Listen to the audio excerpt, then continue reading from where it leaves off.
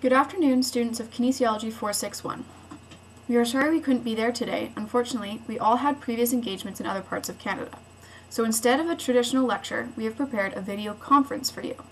First, we have some introductions. Hi, my name is Cora and I'll be lecturing from South Vancouver. Hi, my name is Darren Suderman and I'll be conferencing from my office in Richmond, BC. Hey guys, I'm Terry Lowe and I'm currently at UBC. Hi, I'm Andrew and I'll be coming to you from my home in Richmond. And last but not least, I'm Shanlee Johnston, and I'm conferencing from Calgary, Alberta. Today's lecture will be on concussive impacts, comparing children and adults.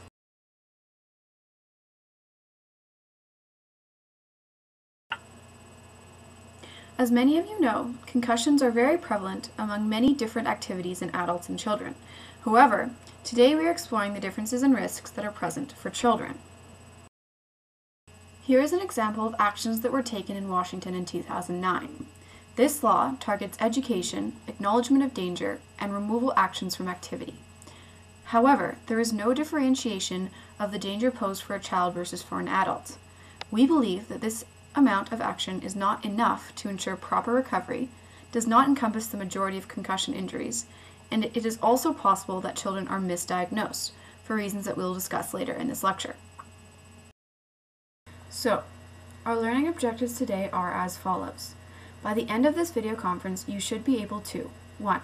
Discuss 3 differences between a concussion in a child and in an adult, and 2.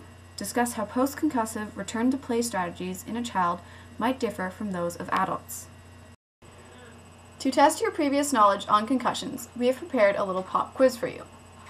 Don't worry, it's not hard. If everyone could please write these answers on the following questions on a piece of paper, that would be excellent. Our hope is that if you do not know the answer to some of the questions now, you will know them by the end of the lecture. So we'll start you off with an easy one. Second, what are some anatomical and physiological differences that exist between an adult's brain and a child's brain? Next, which of the following are true? You may pick more than one answer if necessary.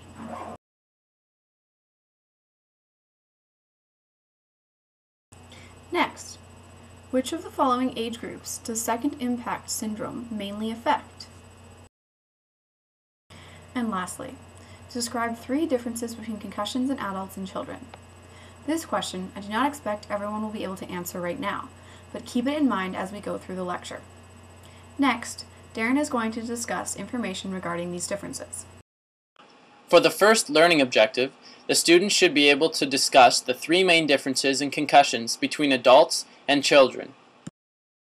For this presentation, we're going to define an adult as someone who has already undergone puberty, so they will be fully developed and fully matured. And we'll define a child as someone who has not yet undergone puberty or who is still undergoing puberty, so their brain will be still developing and still maturing. This is key to remember. Incidences of concussions in children and adults are at similar levels. However, it is thought that both of these values are highly underestimated. Additionally, approximately 85% of concussions in children are thought to be mild. However, due to forced translation differences and cognitive recovery differences, we will see that this is not exactly the case. The first major difference has to do with biomechanical properties. The immature neck and shoulder musculature of a youth does not allow for force dispersion throughout the body. However, it allows for the head to take the majority of the force. Compound this with increased brain water density and capillarization, as well as less calcification in the skull bones, and it allows for more distortion and mechanical load to be felt by the child brain. As well, it has been shown in studies that in order to get equal symptoms in an adult and in a child, you must apply 2 to 3 times the force to the child. The second main difference is to do with the neurophysiological response in an adult and a child. They will present with the same physical symptoms: headache, dizziness, nauseousness, sensitivity to light, and blurred vision. However, we have to remember that if a child and an adult come in with the same symptoms, that means that child has incurred 2 to 3 times the force that adult occurred. This could mean much more that we cannot tell alone with physical symptoms. Increased cerebral swelling is more characteristic in a youth concussion rather than an adult concussion. This is why secondary impact syndrome is only characteristic in those under 20 years of age. Secondary impact syndrome happens when a youth receives a second concussion before the brain has had a chance to heal from an original concussion. This results in increased swelling, possible herniation, loss of autoregulation of blood to the brain. This causes coma and possibly death. The third difference has to do with cognitive functioning. Kirkwood and his colleagues suggested that the immature brain is more vulnerable and less plastic to diffuse injury. This goes in line with findings that cognitive functioning, such as learning, memory, and information processing, are all impaired longer in youth compared to adults. Field and his colleagues did a study on high school and collegiate athletes and found that even though physical symptoms disappear in the physical athlete post-concussion, that cognitive deficits are around for longer. Kirkwood and his colleagues suggested 4 possible explanations as to why cognitive recovery in children is slower. First, underdeveloped skills in children can be more affected during a concussion. Second, the areas of the brain responsible for cognitive development can be damaged during a concussion. Thirdly, recovery is made more difficult in the child due to their underdeveloped skill set. Finally, chemical and anatomical processes can be impaired, causing psychological phenomena such as personality change, attention deficits, and memory deficits, some of which can be permanent. Hey guys, now that you know some of the differences between an adult and child, I'd like you to get into groups of 3 or 4 and come up with a response to the following scenario. You have about 3 minutes to discuss this.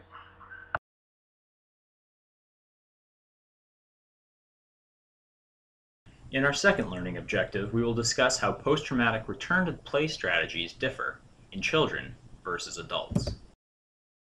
What are the return-to-play strategies for adults?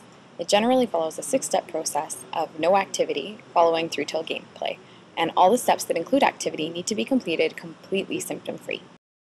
So why should return-to-play guidelines differ for children and adults? Well, the classic view has been that children are just mini adults, but we know that that's not true based on learning objective number 1. If you remember back to that, we know that there are tons of cognitive implications for children, so we'll discuss those and the return-to-play guidelines.